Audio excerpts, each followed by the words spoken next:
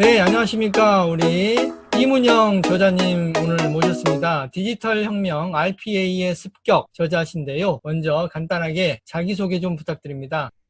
네, 지금 소개받은 이문영입니다. 저는 최근에 디지털 혁명 RPA 습격이라는 책을 썼고요. 저는 현재 RPA 솔루션 업체에 근무를 하고 있습니다. 그리고 그전에는 뭐 보안이라든지 각종 IT 쪽에 뭐 가상화라든지 백업이라든지 소프트웨어 이런 쪽에 근무를 했고요. 뭐 그 전공도 산업공학 쪽을 전공을 해서 또 유사 분야로 할 수 있겠습니다. 네. 예. 이번에 내신 책 소개 간단하게 좀 개괄적인 어떤 배경 설명 같은 것 좀 부탁드려도 될까요? 네, 본 책은 현재 최근에 한국에서 AI와 관련해서 여러 가지 솔루션들이 나와주고 있는데요. AI가 우리 실생활에 접목되는 부분은 몇 가지 있지만 아직은 조금 더 적용하기에는 시간이 좀 걸립니다. 그 전에 사무 환경에서 AI와 유사한 어떤 자동화 솔루션들이 적용되는 사례가 바로 RPA입니다. 그래서 뒤에 제가 설명을 드리겠지만 이 솔루션이 한국에서 이제 많이 각광을 받고 있어서 그리고 시장에서 제가 고객을 만나뵐 때도 여러 가지 개괄적인 내용이나 입문서 같은 형태의 부분이 필요하다는 말씀을 많이 하셔서 그런 책을 한번 정리해 보겠다라는 생각 때문에 준비하게 됐습니다. 네. 그러면 기본적인 배경 설명 좀 부탁드릴까요? AI나 이런 쪽에 발전사나 그런 쪽으로요. 네, 말씀드리겠습니다.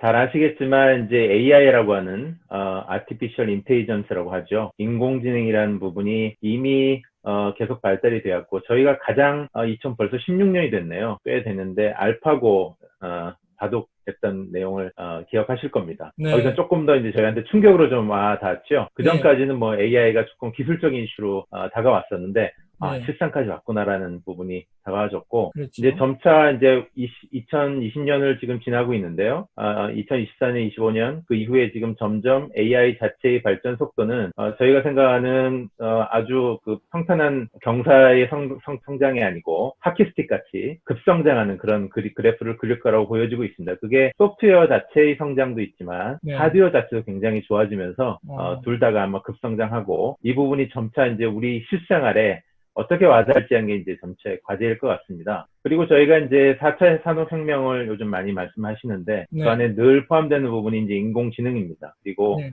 뭐 빅데이터 분석이나 이런 얘기도 많이 말씀을 들으셨을 것 같고요. 네. 그래서 지금 AI 부분이 저희하고는 뗄 수 없는 관계에 왔고 이 부분이 우리 생활을 어떻게 변화할지에 대한 것들을 조금 더 이제 우리 IT가 아니신 분들도 관심을 가져야 되는 시기가 왔다고 생각이 듭니다.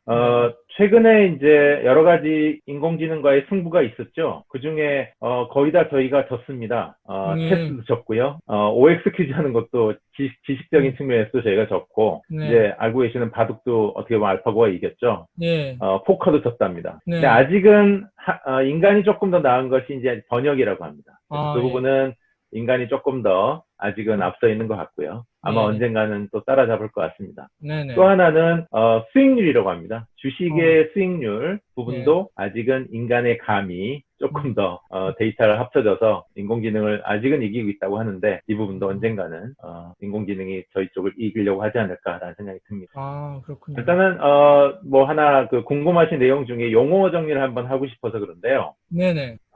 예전에 저희가 이제 저희 세대의 마징가 제트, 철인 28호 건담이라는 네. 만화 영화가 있었고요. 네. 조금 더 비슷한 동시대하고 조금 지나서 아톰 짱가 트랜스포라는 영화도 있었고 만화가 있었습니다. 네네. 요 차이를 조금 말씀드리면서 이제 그 용어적인 부분을 한번 짚고 넘어가고 싶어서 그런데요. 예. 둘 차이가 뭐냐면요. 예. 이해하신 분이 이해하시겠지만 첫 번째 어허. 마징가 제트 철인 건담은 어허. 사람이 탑승해서 조종하는 기계입니다. 그래서 어떻게 보면 로봇이라고 우리가 불렀지만 사실은 발달한 기계에 가깝고요. 아톰 짱가 트랜스포머는 사실은 사람이 들어가진 않습니다. 스스로 판단하고 움직이는 기계인 거죠. 사실은 이 부분 지금 우리가 생각하는 로봇에 좀 더 가깝다라고 보시면 될 것 같아요. 그래서 아주 비유가 적절하신 것 같아요. 그래서 그래서 저희가 얘기하는 로봇이나 자동화된 기계의 차이가 뭘까라고 보셨을 때 조금 더 사람하고 많이 닮아 있고 스스로 판단하는 움직이는 기계는 조금 더 로봇에 가깝구나라고 보시면 될 것 같습니다. 네, 아주 비유가 재밌습니다. 자, 그러면 RPA는 어떤 겁니까? 그 이름이 왜 이렇게 어렵나요? 예, RPA 용어가 어렵습니다. 일단 약자를 너무 많이 쓰다 보니까요. 생소하실 텐데 조금 풀어보겠습니다. 네네. RPA는 영문으로 로보틱, 프로세스, 오토메이션 약자입니다. 그래서 네. 용어 그대로 보시면 네. 제가 이제 로보트라고 앞에 말씀하신 부분으로 이해하시면 되겠는데요. 아하. 사람을 흉내내는 것을 로보트라고 합니다. 그래서 네. 머신과, 그러니까 기계와 로보트의 차이를 보신다면, 네. 사람을 좀 더 닮아 있고 사람을 흉내를 내는 부분이 로보트라고 보시면 되고요. 아. 자동화된 기계는 여전히 기계입니다. 네. 세탁기, 이런 부분, 네. 냉장고, 자동화되어 있지만 그냥 기계인 거죠. 네. 그 차이를 보시면 될 것 같아요. 따라서 RPA의 로보틱이라 붙인 이유는 뭔가 사람을 흉내내는구나 라고 이해하시면 될 거다. 두 번째로 프로세스는 알고 계시는 이제 업무의 과정이 되겠죠. 풀어가는 과정. 오토메이션은 너무 잘 아시죠. 이제 자동화인 거죠. 네, 오토메이션의 용어. 그렇다면 이 부분을 조금 정리를 해보면 이런 정의가 이제 내려집니다. 사용자가 PC나 모바일 환경에서 수행하는 정형화되고 반복적인 업무가 대상입니다. 이 업무들을 사람의 작업을 모방을 해서 흉내를 내서 스마트 소프트웨어를 대신 수행할 수 있도록 자동화하는 소프트웨어. 이렇게 사전적인 정의를 내려드릴 수 있을 것 같아요. 네. 네. 네. 조금 더 이제 좀 와닿게 말씀을 드리다 보면 네. 이제 공장 자동화 너무 잘 아실 겁니다. 네. 그래서 예전에 찰리 채플린이 나왔던 모던 타임즈라는 영화 혹시 기억하실 네. 텐데 네. 재밌게 거기에 보면 아주 그 의인화를 하고 비유를 했죠. 너트 하나를 돌리는데 사람이 계속 반복 작업을 하다 보니까 네. 실수도 나오고, 네, 너무 사람 정도의 인력이 해야 될 업무가 아닌 업무를 이제 하고 있는 거죠. 그런 부분은 이제 로봇 팔로 대체를 하고 있습니다. 그래서 지금 대부분의 큰 공장을 가보시면 사람이 별로 보이지 않습니다. 거의 로봇들이 하고 있죠. 네. 이 부분은 대상들이 무슨 일이었냐면 굉장히 반복적이고 그 다음에 자주 일어나는 일들이었습니다.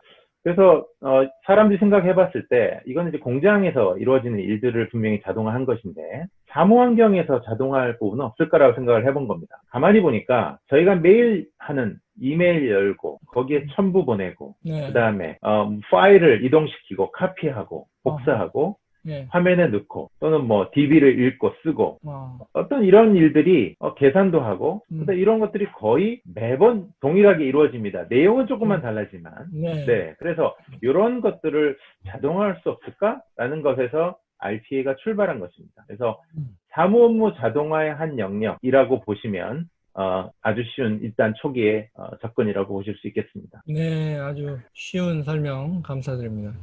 네. 그래서 조금 더 도식으로 한번 보여드리면 네. 왼쪽에서 보시는 그림을 보시면 이제 사람의 영역과 기존의 IT팀이라고 하는 이제 전산 프로그래밍을 해가지고 여러 가지 ERP를 쓴다든지 내부 시스템들을 우리가 쓰고 있죠. 그래서 그 시스템들은 사용자들은 잘 모르고 일단 접근하는 것만 하게 합니다. 그래서 이 사람들은 IT팀이라고 하는 전산팀 이외에는 일반 분들은 내가 하는 업무를 통해서 노트북을 통해서 혹은 데스크탑을 통해서 또는 모바일을 통해서 뭔가 업무를 계속 하고 계신 거죠. 네. 여기에 아까 보여드렸던 그림처럼 뭔가 반복되고 규칙적으로 되는 업무들을 자동화할 수 있는 것들을 한번 찾아보면 약간 중간 영역이 하나 만들어집니다. 그래서 현재 있는 IT 시스템들을 건드리지 않고요. 사람의 영역을 조금 나눠보는 거죠. 그래서 여기는 루틴 워크라고 되어 있습니다. 심플 테스트, 반복적인 일이거나 아주 간단한 업무들을 하는 일들을 늘 하시는 분들이 있거나 그런 업무들이 있습니다. 또는 한 분이 여러 가지 업무 중을 하는 것 중에 하나. 그렇죠. 이런 것들이 RPA의 대상입니다. 그래서 사람이 하는 좀 더 지능적이고 인지적이고 하는 업무들은 지금 RPA가 할 수 없습니다. 그 정도까지 가지 못하고요.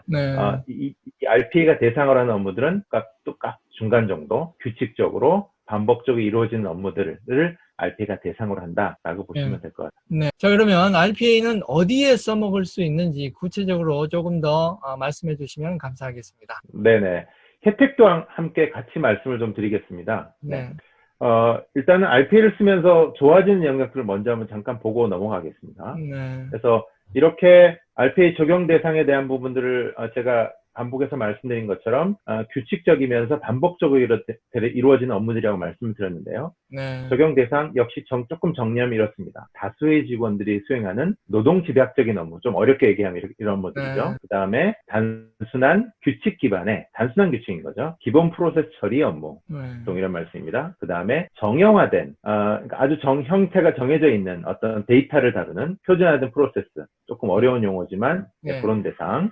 그 다음에 업무 빈도가 불규칙한 프로세스, 그러니까 월말이나 분기말에 갑자기 몰리는 업무들이 있습니다. 네. 이런 업무들, 계산서 처리를 한다라든지, 네. 혹은 학교면 학사행정 처리, 네. 수강 신청 이런 것들이 되겠죠. 네. 네. 그 다음에 업무 처리 소요 시간이 많이 생겨서 병목 현상이 생길 수 있는, 갑자기 많이 몰리면서 생길 수 있는 이런 업무들, 그건 좀 분산할 필요가 있겠죠. 이게 네. 기본적인 저희의 대상입니다. 네. 이 부분들을 RP를 적용을 하면 어떤 부분들이 좋아지냐면, 네. 첫 번째로 생산성이 좋아집니다. 그러니까 결국 RPA는 로봇이기 때문에 소프트웨어 로봇이죠. 네. 업무에 대해서 지루해하지 않고요. 음. 그리고 전기만 꽂아주면 24시간 365일 합니다. 네. 그래서 생산성 자체가 굉장히 좋아지는 거죠. 네. 그리고 운영 비용도 초기에 투자 비용을 얼마나에 달려있겠지만 장기적으로 쓰다 보면 운영 비용도 사람보다는 훨씬 더 적게 쓰게 됩니다. 네. 그리고 일단 기계는 사람보다 에러가 조금 적죠. 아무래도. 그래서 100% 정확도, 그리고 신속한 처리가 가능하다고 볼 수 있고요. 말씀드린 것처럼 24시간 365일 전기만 꽂아주면 돌아가는 기계가 이제 소프트웨어 RPA가 되겠습니다. 로봇인 거죠. 네. 노조도 없습니다. 네. 그리고 네, 내부에서 사람에 의해서 만들어지는, 사람은 좀 더 유연성을 기하고 뭔가 다른 이 편법들을 자꾸 가져가려고 하는 게 속성이죠. 네. 로봇들은 기존 정한 규정을 그대로 준수합니다. 그래서 내부 통제나 감사 같은 데 쓸 수 있습니다. 네.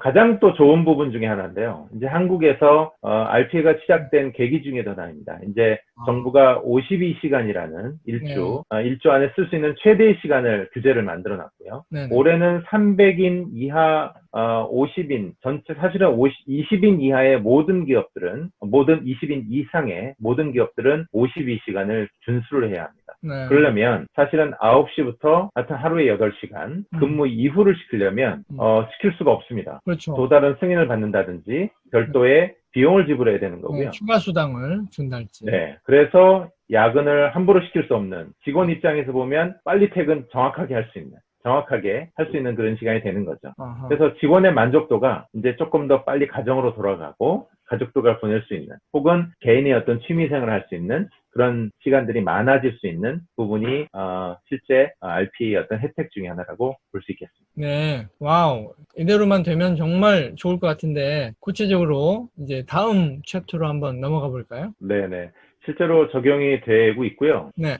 현재 한국 내에서 적용되고 사용된 지금 고객들의 이름들, 로고들 제가 쭉 지금 올려놨습니다. 와, 보시면 굉장히 유명한 다들, 것들이네요. 네. 그럼요, 다 아시는 기업들이실 겁니다. 예.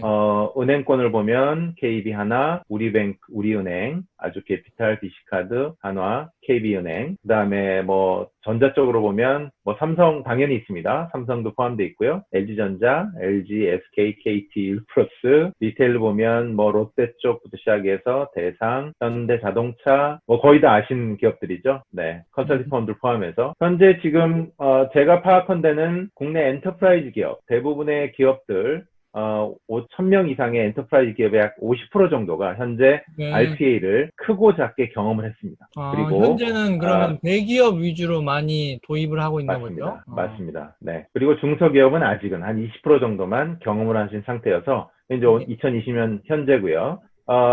굉장히 아직은 가야 할 시장이 크고 국내에 도입한 엔터프라이즈 기업조차도 아주 초기 도입을 했습니다. 전 업무를 다 적용을 한 것이 아니고 초기 파일럿 형태로만 구축을 했기 때문에 아직은 그 안에서 확산할 수 있는 기회들이 많이 있다고 보여지고요. 글로벌 포함해서 지금 투자를 계획하거나 있다고 하는 분들의 대답이 거의 66%에 가까운 서베이가 2017년 정도에 나왔으니까요. 벌써 지금 3년이 지났고 아마 지금은 더 많은 기업들이 확장이 되고 있으로 보여지고요. 실제로 시장 규모도 매년 성장을 많이 하고 있습니다. 네. 그다음 네. 실제로 또 적용된 사이트의 사례 2가지를 한번 말씀드리려고 하는데요. 이걸 통해서 조금 더 RPA가 지금까지 말씀드렸던 내용이 실제로 어떻게 적용되는지 눈으로 보실 수가 있을 겁니다. 네, IBM이 이 부분은 IBM 내부에서 유지보수 하기 위해서는 이제 계약 준비를 하게 될 겁니다. 영업사원이. 그러면 그 영업사원이 제일 위에 쪽을 보시면 영업대표가 영업 기회를 가지고 이제 내부 계약 지원하는 팀이 요청을 합니다. 지원할 때 레포트를 가지고 데이터를 필터링하고 자료 정리를 해서 계약 지원팀 내에서는 이런 일들이 벌어지는 거죠. 또 장비 테스트가 되는지 확인하고 기존 계약서 내용들을 확인하고 관련 승인이나 선부자를 확인을 해서 다시 영업대표한테 주면 영업대표는 그 내용을 가지고 이거 계약할 수 있겠습니다라고 승인을 하고 그러면 계약지원팀에 다시 넘어가서 계약서를 작성을 하고 계약서를 발송을 하면 영업대표는 그 계약서를 가지고 고객한테 가서 계약을 하고 그 다음에 계약해서 가지고 오면 다시 계약지원팀은 계약 여부를 확인하고 내부에 보관하는 이게 기존에 지금 하고 있는 일들입니다. 이게 뭐 계약서만은 아니고 기존에 여러 가지 프로세스 비슷한 케이스가 벌어지죠. 여기서 RPA를 적용한다면 이게 12단계입니다. 4단계로 줄어듭니다. 첫 번째, 영업대표가 영업기에 자료 전달을 하죠. 그럼 RPA가 받습니다. 이 RPA가 여기 있는 6개의 단계를 한 번에 같이 수행을 합니다. 즉, 밑에 보시면 각종 데이터 리포트 추출, 계약서 작성, 기초 내용 간섭 분석 및 승인, 계약서 발송까지를 한 번에 하게 되고요. 그 다음에 다시 영업대표에 넘어주죠. 영업대표는 어쨌든 확인하는 작업은 사람이 해야 되기 때문에 하고 그 다음에 계약지원팀이 지금까지 위에서 보시면 6, 8, 9개 단계를 했었는데 수정사항의 반영 한 단계만 하면 됩니다. 그리고 다시 영업대표한테 넘겨주고 마지막에 RPA가 계약 여부에 대한 확인만 하는 그래서 전체 12단계가 4단계로 줄어들 수 있는 그리고 실제 계약지원팀에서 입장에서 보면 그 많은 똑같은 레포트 추출하고 데이터 정리하고 할인을 확인하고 하는 시스템 보는 것들을 한 단계에서만 정리할 수 있는 그렇다면 이분들은 그러면 그 시간에 다른 좀 더 일들을 할 수가 있겠죠. 이 부분이 실제 IBM에 적용했던 케이스라고 이해하실 수 있겠습니다. 좀 더 생산적이고 창의적인 일에 몰입할 수 있겠군요. 맞습니다. 맞습니다. 30% 이상을 줄였군요. 와우. 맞습니다. 그리고 한국 내에서 현재 일하시는 모든 근로자 사무직에 근무하는 분 포함해서 모든 분들은 한 분이 하나의 업무를 절대로 하고 있지 않습니다. 거의 회사 내에서 평균적으로 작게는 5개, 많게는 25개까지 업무를 하신까지 통계가 있거든요. 그래서 이런 업무들을 빨리 줄여주고 없애주고 통합시켜주는 것이 회사로 봐서는 개인들의 어떤 활용도를 높일 수 있는 또 방안이 되겠습니다. 한 가지 사례를 비슷한 사례이지만 조금 다른데요. 이제 비용 청구하는 부분입니다. 어느 회사이건 영업사원이건 내부에서 일어난 비용에 대한 청구서를 이제 회계 담당 쪽, 재경 쪽에 하게 됩니다. 그러면 비용 청구 상신을 하겠죠. 그러면 청구서 입력 자료나 부분들을 회계 담당자가 이제 영수증이나 이런 부분을 전부 전산 입력을 합니다. 그리고 다시 그 안에서 분류를 하죠. 분류할 때는 뭐 엑셀을 쓰기도 합니다. 나름 자체의 방법을 강구를 해서 그 다음에 이제 심사를 하겠죠. 이 부분이 승인이 될지 안 될지. 그 다음에 심사 내용이 올라가면 이제 매니저들이 심사를 하고 그분이 승인이 되면 다시 이제 승인이 되는 전체 프로세스가 벌어지죠. 여기서 RPA를 적용을 할 수가 있습니다.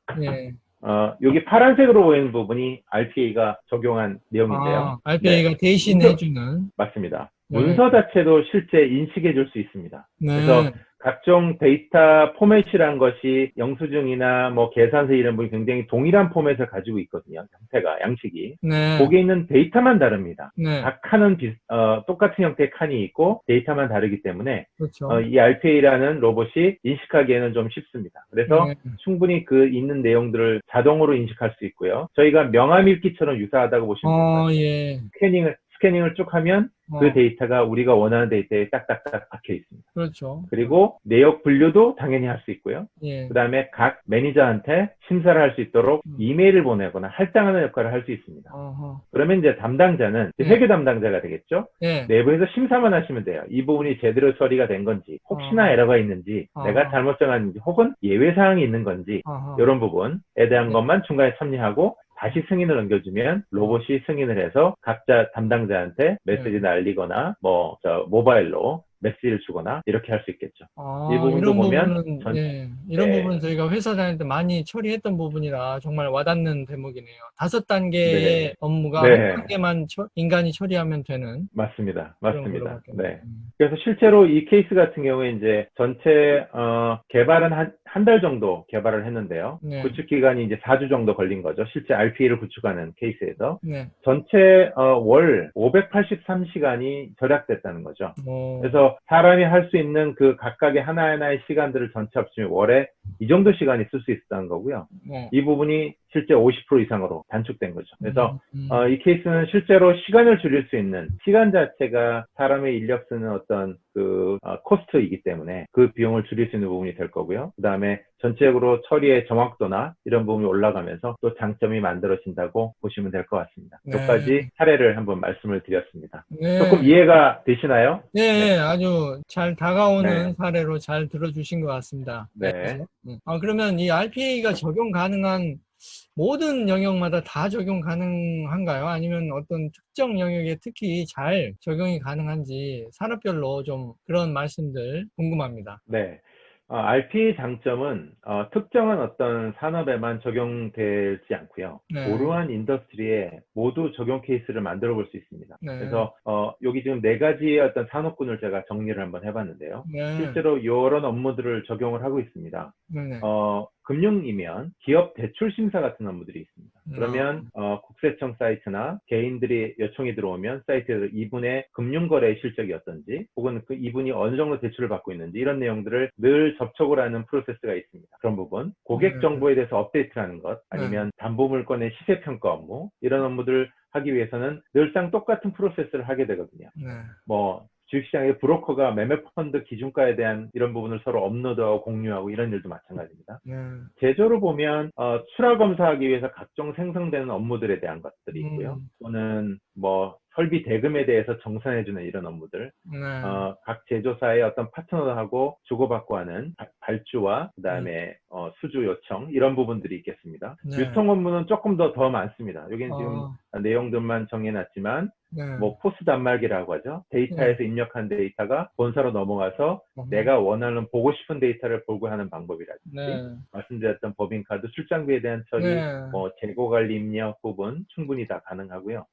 서비스 업종에서도 가능합니다. 그래서 각종 메뉴에 대한 일일 처리 지시를 이메일로 보낸다든지, 아니면 보고서를 작성한다든지, 뭔가 메일에 일어났던 내용들을 등록하는 업무라든지, 또는 IT 업체는 통합 관제 업무를 많이 하는데요. 관제 업무에서 발생하는 일들을 일부 공유한다든지, 이런 부분까지 충분히 가능합니다. 산업별로 저희가 한번 말씀을 드렸고요. 조금 더 업무별로 하나 더 말씀을 드리겠습니다. 각 산업군 안에도 아마 재무, 인사, IT, 물류가 있을 텐데요. 이렇게 업무별로도 볼 수가 있습니다. 그래서 재무 회계가 어떻게 보면 가장 많은데요.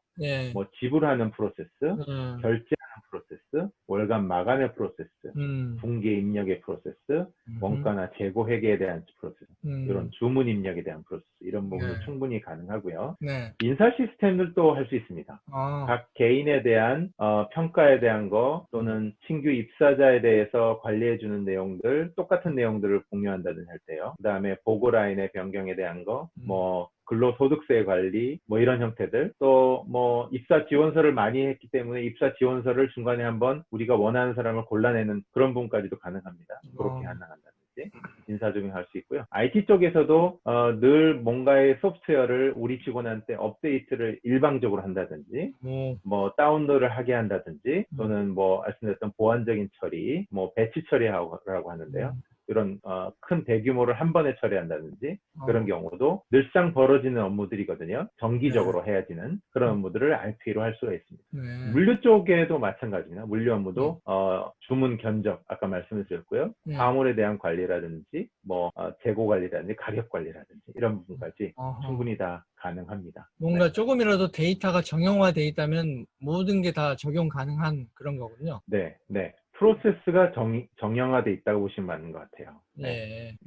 알겠습니다. 데이터는 어디에 있든지 상관은 없습니다. 그 다음. 그러면 개인적으로 RPA가 어떤 의미를 가지고 있는지 간략한 설명 좀 부탁드릴까요? 이제 이렇게 말씀드린 RPA의 존재는 어느 정도 이해를 하실 것 같습니다. 네. 그러면 어렵게 여전히 느끼실 수도 있어요. 그리고 이거는 뭐 회사 내에서 전산 담당자 아니면 관련된 그렇죠. 업종 사람들만 할 것이다 라고 예. 생각이 드실 텐데요. 네. 나한테 직접 어떤 의미로 와닿을 수 있는지를 한번 생각해 볼 수 있습니다. 유명한 마이크로소프트 창업자 빌 게이츠가 이 얘기를 했습니다. 그랬죠. 모든 책상에, 모든 가정에 컴퓨터를 공급하겠다.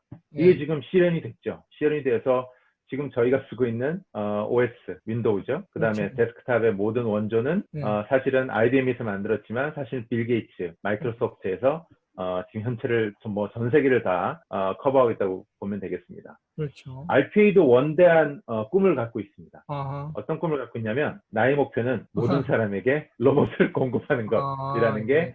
RPA의 업종에 종사하는 모든 사람들의 이제 희망사이고 목표입니다. 그래서 예. 이런 목표를 갖게 된 게 처음에 빌 게이츠가 생각했을 때는 허황됐다고 했겠죠. 그렇죠. 마찬가지입니다. RPA가 이런 얘기를 한다면 나한테 무슨 로봇이 보급 각각 된다는 말이야 라고 할 수 네. 있는데요. 네. 조금 더 말씀을 드려보겠습니다. 네. 지금 코비드 사태가 일어났죠. 예. 코로나 바이러스가 일어나면서 너무 잘 아시는 것처럼 지금 이제 사업이 불확실합니다. 네. 어떤 사업이 잘 되는지 못 되는지에 대한 이 성과가 외부적인 요인 때문에 네. 전반적으로 타격을 받고 있고요. 음. 실제로 IT에 대한 투자도 전부 축소한 상황입니다. 마케팅 앤 투자 마찬가지고요. 네. 또한 재택근무가 지금 확대가 됐습니다. 네. 아시는 것처럼 지금 어떤 기업은 뭐 6개월 현재 한 번도 직원을 회사에 근무 못하게 하지 않고 네. 계속 재택근무 6개월 내내 근무 집에서 하고 계신 거죠. 예. 이 확대가 장단점이 있습니다. 음. 인력이 대체될 수 있는 그런 상황들이 그렇죠. 지금 CEO들은 대비를 하고 있고요. 네. 그리고 회사 업무가 지금 대체 근무로도 충분히 지금 돌아가고 있다고 이해하고 있습니다. 네. 그렇다면 인력을 우리가 뭔가 대체할 수 있는, 뭔가 유연성 있게 가져갈 수 있는 거 아니라는 생각을 하게 되는 거고요. 또 만일의 사태에 의해서 이 인원이 줄어들었을 때 그런 비상 상황에 대한 대처도 어떻게 할 수 있을까라는 생각에 그럼 업무를 뭔가 자동화, 공장 자동화처럼 사무 업무도 자동화할 수 있는 거 아니야? 라는 생각을 점차 하게 됐고요. 네. 그게 이제 요즘 이어지는 것이 이제 디지털 트랜스폼이라고 하는 것이죠. 그래서 네. 디지털화가 많이 가속됐습니다. 그래서 네. 디지털화라고 하면 뭐 IT화라고 보셔도 될 것 같죠. 자동화되는 거죠. 네. 그래서 사람들이 지금 하고 있는 많은 여러 가지 프로세스, 과정, 업무들을 디지털화, 뭐 자동화, AI화라고 볼 수도 있겠죠. 네. 그런 요구사항들이 정치에 증대가 됐죠. 그리고 더불어서 말씀드린 것처럼 IT 투자 자체는 줄어들었기 때문에 개발 시간이나 비용이나 이거는 줄여서 해야 된다는 이 두 가지 토끼를 다 잡아야 되는 상황인 겁니다. 그러네요. 이제 회사의 경쟁력이 될 수밖에 없는 거고요. 네. 이런 요구사항이 지금 점차 기업 내에서는 벌어지고 있습니다. 네. 여기에 하나의 용어가 새로 생소하시겠지만 새로 나왔습니다. 노 코드 혹은 네. 로우 코드라고 합니다. 자, 코드라고 하면 이제 코딩이라고 하시면 잘 이해가 되시죠? 네. 프로그래밍을 할 때 이제 코딩 작업을 합니다. 네. 그러면 저도 개발자의 경험이 없기 때문에 코딩 과정은 저한테는 너무 어려운 일입니다. 뭐 암호화 같죠, 사실은요. 뭐 네. 그 주고받는 내용들이 무슨 말인지 전혀 일치가 다른 나라의 언어처럼 보여지는 네. 건데요. 그렇죠. 그게 이제 코딩인데요. 네. 요즘의 추세는 뭐냐면 코드를 하지 않는 노 코드 혹은 코딩 자체를 최소화시키는 로우 코드가 대세입니다.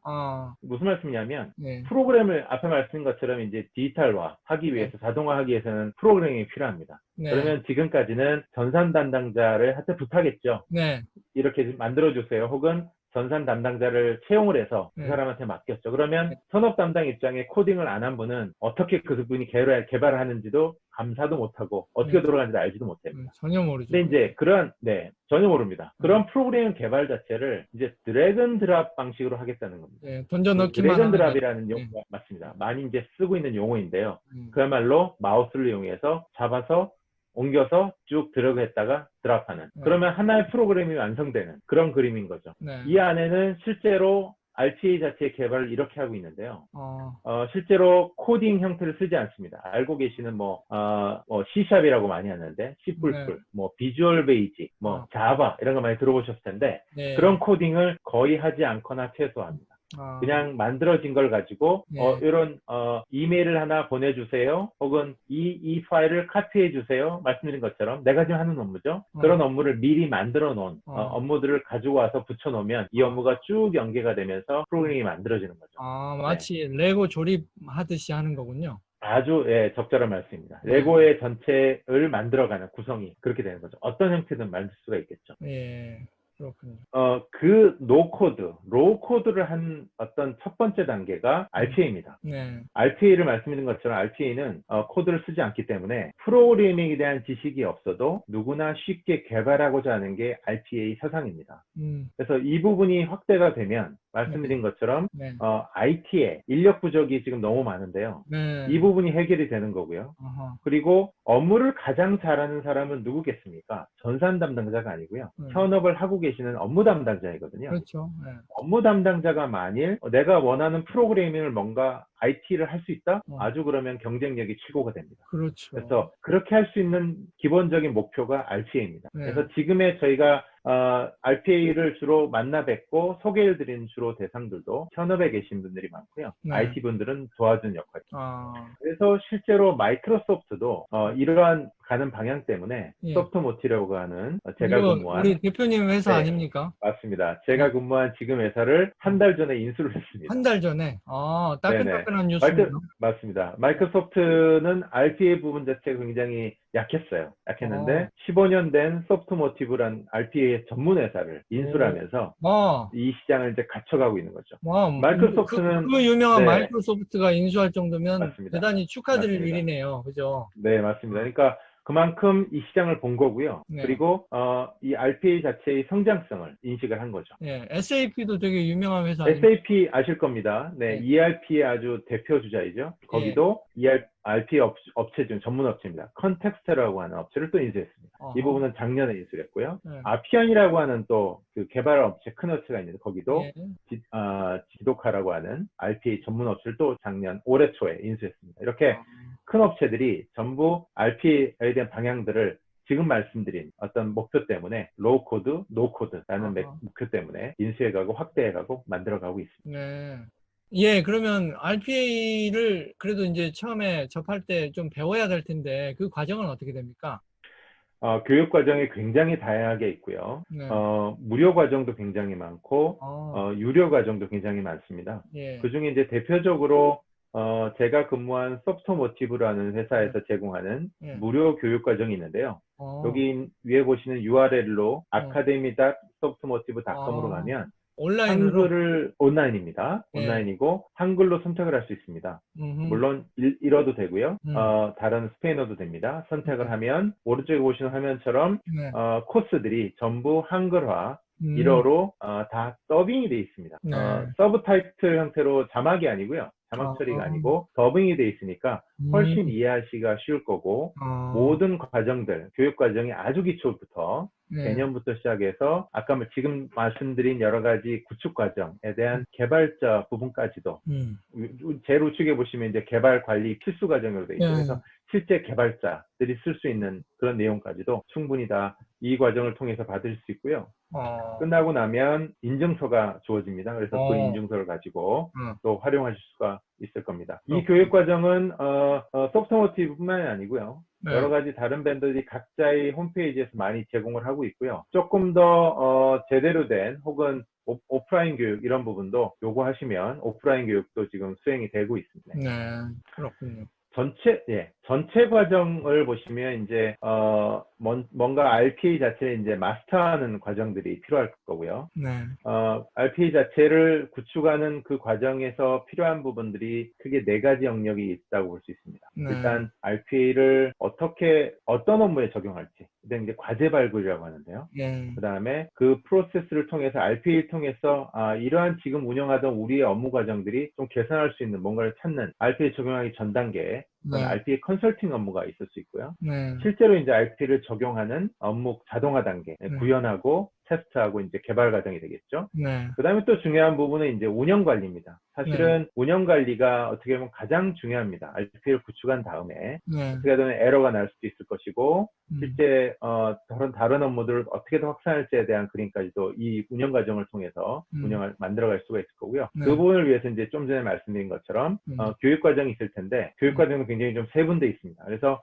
RPA 업무 담당자 자체의 교육 또는 운영하시는 운영 담당자 교육, 개발자의 교육, 좀 더 어드밴스된 AI까지 들어간 고급 개발자 교육까지 나눠져서 요 4단계 컨설팅, 구축, 운영, 교육까지의 과정을 전체를 다 거치는데 적어도 한 6개월 정도는 걸릴 것 같고요. 이 과정들을 수행을 일단 한 프로젝트라도 하시면 네. 아마 지금 대부분 나와 있는 프로젝트는 수행이 가능하실 거고 보통의 RPA 구축의 가장 짧은 프로젝트는 앞에 보여드렸지만 한 1개월 정도 정도가 수행이 된다고 보시면 되고요. 구축이 조금 중간 정도가 평균 한 3개월 정도, 조금 길면 한 6개월 정도라고 보시면 될 것 같아요. 그래서 다른 IT나 이런 그 구축 프로젝트 중에 기간이 좀 짧다고 보시면 됩니다. 다른 과정보다는 굉장히 짧아서 구축한 다음에 결과 같은 부분을 빨리 확인하실 수 있는 그런 장점이 될 수 있겠습니다. 그러면은 성질 급한 사장님이 있어서 우리는 정말 꼭 필요한 기초적인 것만 있으면 된다. 빨리 도입하고 싶다. 그러면 1개월이면 그 적용 가능할까요? 충분합니다. 충분하고요. 테스트까지 가능합니다. 네. 그렇군요. 적용 업무까지 1개월이면 업무를 몇 개 하느냐에 달려있겠지만요. 네, 말씀하신 것처럼 간단한 한 두세 개의 업무 자체만 한 달 하면 한 달 안에도 충분히 가능합니다. 테스트까지. 그렇군요. 네. 그러면 네. 뭐 비용이나 이런 부분은 어떻게 됩니까? 개인이나 조그만 중소기업도 감당할 수 있는 수준인가요? 예.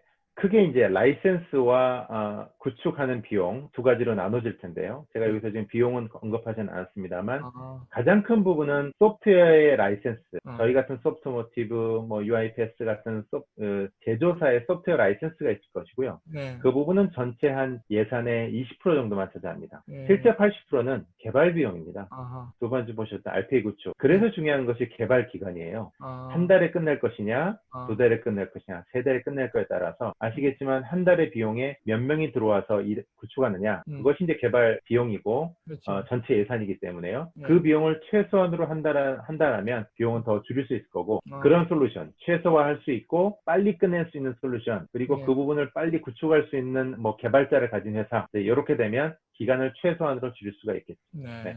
그래서 라이센스는 정리드리면 한 20%밖에는 차지하지 않기 때문에 전체 예산에서 굉장히 미미하고요. 그리고 선택의 여지는 굉장히 많고 실제 중요한 부분은 개발이라고 보시면 될 것 같아요.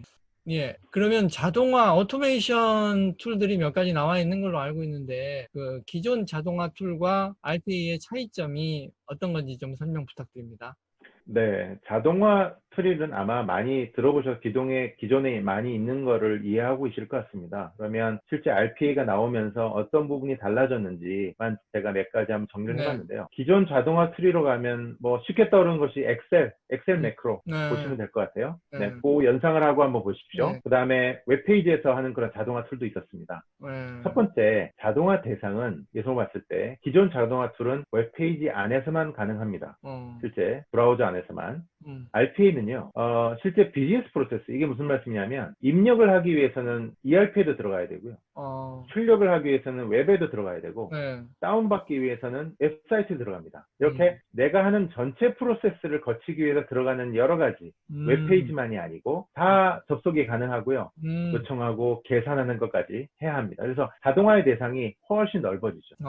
그래서 실제 내가 하는 업무를 이 RPA가 대체할 수 있다고 얘기를 하는 겁니다. 그래서 단순한 자동화가 아니고 전체 프로세스를 다 접근하면서 자동화할 수 있다라고 보면 되는 거죠.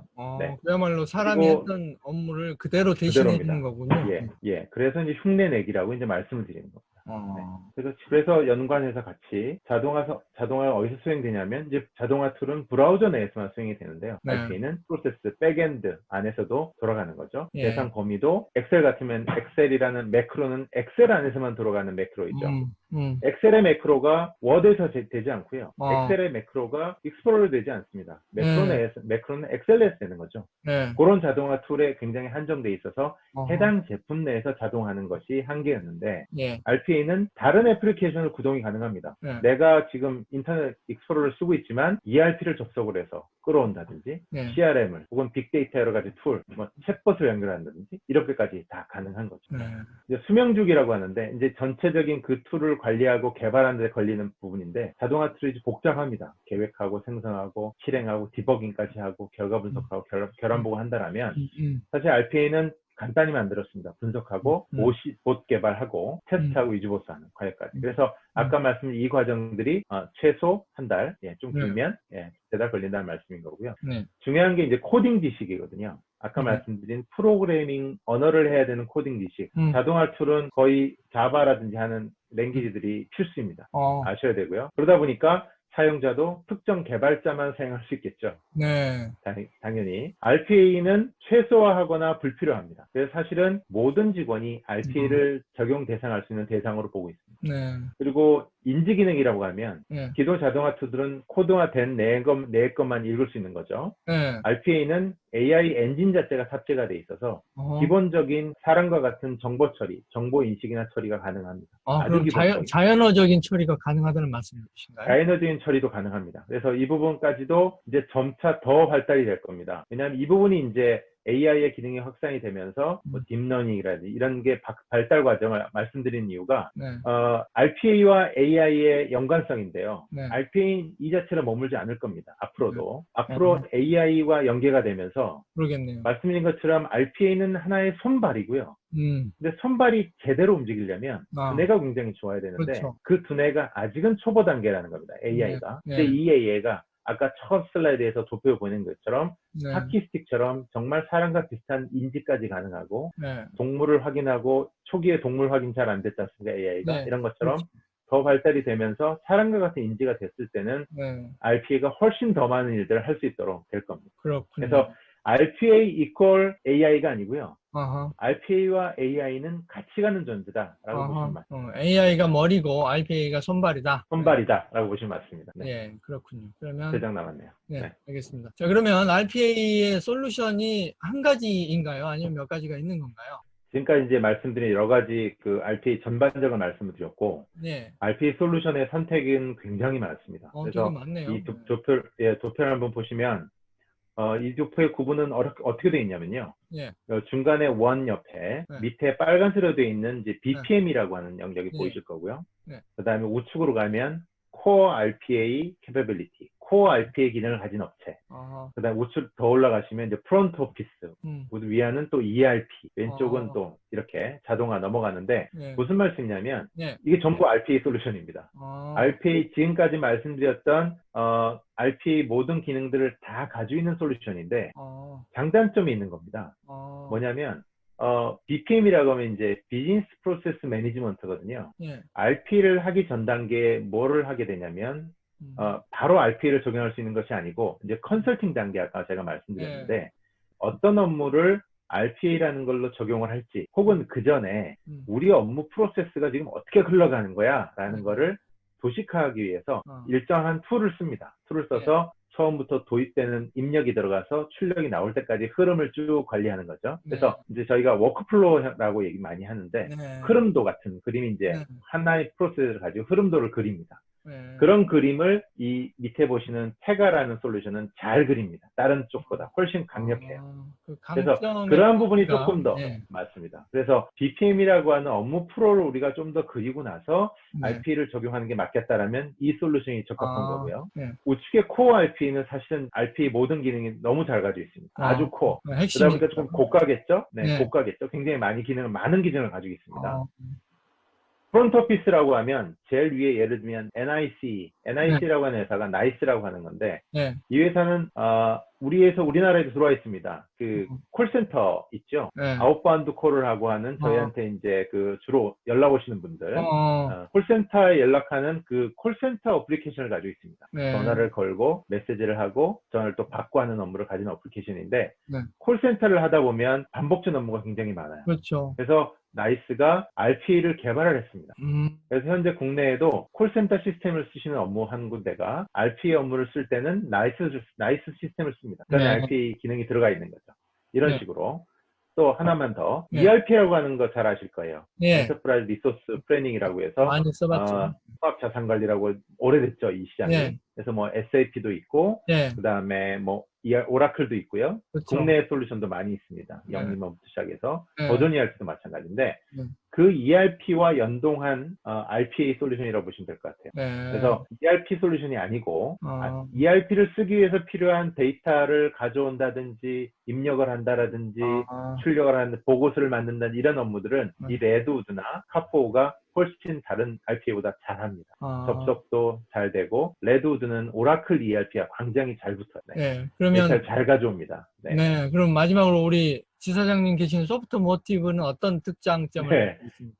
예, 왼쪽 끝에 이제 오렌지색에 네. 있는 소프트모티브라는 회사가 있는데요. 이 솔루션은 프로덕티브 툴이라고 나와 있죠. 네. 굉장히 생산성이 좋습니다. 가격이나 이런 부분이 싸면서 네. 개인이 데스크탑에서 간편하게 생산성으로 올 수 있는 툴로는 가장 적합합니다.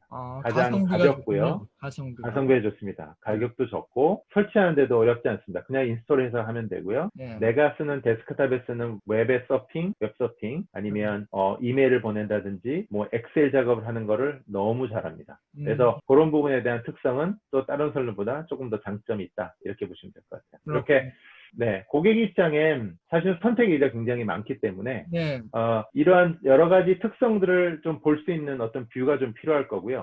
그런 자료들을 통해서도 볼 수가 있을 텐데, 하나의 또 정보가 네. 이런 글로벌 해외 사이트이긴 하지만 네. G2 클라우드라는 웹사이트가 있습니다. 네. G2.com이라고 하는 곳에 들어가서 네. RPA라고 검색을 딱 하면 네. 지금 말씀드렸던 업체들이 리스트가 쭉 나옵니다. 그래서 그 각각의 리스트를 고객이 평가한 내용들이 올라가 있어요. 우리나라의 댓글 달기처럼 각각의 그 제품들을 썼더니 어떻고, 이 비교 내용이 보니까 평가 점수 올라가 있어서 전반적으로 비교해 주기가 되게 편합니다. 평가 사이트입니까? 일종의 G2 클라우드? 평가 사이트입니다. 네네네. 그리고 알고 계신 가트너라고 하는 네, 분석 기관이죠. 가트너 유명하죠. 네. 네, 가트너도 피어 인사이트. 피어가 이제 비교한다는 거죠. 네. 동일한 레벨을, 네. 동일한 레벨의 인사이트를 가지고 있는. 그렇죠. 똑같습니다. RPA라고 치시면 RPA 각 솔루션들이 쭉 나오고, 여기 별표가 나와 있죠. 네. 여기는 몇 점, 여기는 각각의 어떤 점에서는 장점이고, 뒤에 굉장히 많은 내용들이 있습니다. 그래서 이 내용들을 한번 참고하셔도, 네. 요즘 뭐 구글로 하면은 또 번역이 잘 되잖아요. 그래서 네. 번역 같은 거 이렇게 보시면 충분히 참고할 내용들이 있어서 제품을 선택하시는데 네. 도움이 좀 되실 겁니다. 네, 소비자가 판단하기에 도움이 되겠군요. 네. 잠깐만 질문. 예, 그래서 이 책의 핵심 독자는 누가 봤으면 싶으신 건가요? 제가 이제 이 책을 쓰게 된 계기도 마찬가지였는데요. 그래서 RPA에 대해서 많이 궁금해하시고 실제로 조금 더 객관적인 얘기를 듣고 싶으신 분이 굉장히 많으셨어요. 그래서 네. 저도 하나의 솔루션에 있기 때문에 네. 제 얘기하는 말씀드리는 부분이 정확하지 않을 수도 있는 부분이어서 네. 조금 더 객관화된 내용들이 들어가 있는 자료들 굉장히 흩어져 있었습니다. 네. 그리고 해외 내용들이 아직은 국내 자료들 많이 자료화되지 않은 게 많아서 해외 사이트에 들어가야 되는 불편함, 이런 것들이 있어서 실제 제가 지금 만나 뵙는 분들이 대상들이 이분들인데요. 예를 들면 뭐 디지털 트랜스폼이라고 하는 팀들이 지금 만들어져서 CDO라고 하죠. Chief 디지털 오피서라고 해서 CDO라는 역할이 지금 만들어진 그룹사들도 있습니다. 그런 역할을 하시는 분들이 이제 디지털 내부적으로 이제 회사 내에 여러 가지 환경들을 디지털 트랜스폼하는 기획자들이 계실 텐데요. 참조하실 수가 있을 것 같고요. 워크포스라는 용어도 요즘 많이 씁니다. 이게 인력이란 뜻이죠. 일을 하는 인력. 이제 디지털 워크포스가 결국은 RPA가 디지털 워크포스이죠. 그렇죠. 디지털화된 워크포스 인력, 그에 대한 기획하시는 분들 대상이 될 것 같고요. 그 다음에 기존 계셨던 IT 기획자분들 또는 좀 더 구체적으로 들어가서 각각 업무를 담당하시는 분들 중에 인사 담당자, 매니저분들 또는 ERP 담당 매니징 하시는 분, 운영하시는 분들, 재경 담당하시는 분들은 이제 IT 분들이 아니죠. 재경이 뭐죠? 재경? 재무 담당이죠. 재무 담당, 재무, 파이낸스 팀. 경제, 네네, 재무 파이낸스. 담당. 예. 네, 파이낸스 팀 담당하신 분들 입장에는 지금 다 제가 말씀드린 것처럼 IT 분들이 아니신데 RPA를 이걸 내가 알아야 되거나 혹은 공부를 해야 돼 라면 굉장히 어려우신 거죠. 접점 자체가 굉장히 어렵고 너무 IT화 돼 있어서 용어들도 어렵고 그런 분들께 이 책이 한번 보시면 앞에 내용부터 시작해서 지금 제가 설명드린 내용들이 거의 다 들어가 있고요. 그러면서 배경부터 시작해서 어떠한 객관적인 내용들을 좀 참고하시는데 도움이 되실 거라고 생각됩니다. 아, 그렇군요. 설명 재밌게 잘 들었습니다. 마지막으로 네, 독자분들에게 네. 전하고 싶으신 인사 말씀 같은 게 있을까요? 네네. 아직은 이 내용이 초기 제 첫 어떤 저자 책이어서 많이 네. 부족하고요. 네. 해외에 있는 내용들이나 국내에 흡수된 내용들을 일단 정리를 하는 입문서 정도라고 보시면 될 것 같습니다. 네. 그래서 디지털이라는 부분은 혁명이라는 부분이 이제 여러 형태로 와 닿으실 텐데 그게 네. IoT 같은 사물 인터넷이든 아니면 말씀드렸던 지금 RPA가 될 수도 있고 또는 클라우드가 될 수도 있고 네. 여러 가지 형태가 올 수 있고 그 중에 한 영역이라고 보시면 될 것 같고 말씀드린 것처럼 곧 올 AI 시대 지금도 와 있지만요. 조금 더 올 AI 시대의 어떤 교두보 역할이라고 보시면 될 것 같아요. AI를 접하기 전 단계 우리가 경험할 수 있는 AI가 RPA구나 라고 보시면 될 것 같고 우리가 흔히 쓰고 있는 이러한 사무 환경에서 조금 더 반복되고 그 다음에 빈도가 높고 이런 업무들을 이러한 RPA 같은 내 비서라고 보시면 될 것 같거든요. 나를 대체한다고 보지 마시고 나를 도와주는 비서라고 보시면 맞습니다. 그래서 나를 도와주는 비서 한 명을 내가 데리고 있고 이 비서가 내가 귀찮은 업무, 내가 너무 이건 힘이 들어간 업무들을 도와주는 역할이라고 보시면 가장 적절한 RPA 역할이라고 보여지고요. 그 역할 때문에 RPA는 계속 성장을 할 것 같습니다. 여러 형태로 확대가 될 것 같고 아마 RPA는 막 머무르지 않을 거고 아마 엑셀이 우리 쓰는 기본적인 업무의 어떤 툴처럼 모든 아마 IT에 만들어지는 거에 기본 툴이 될 겁니다.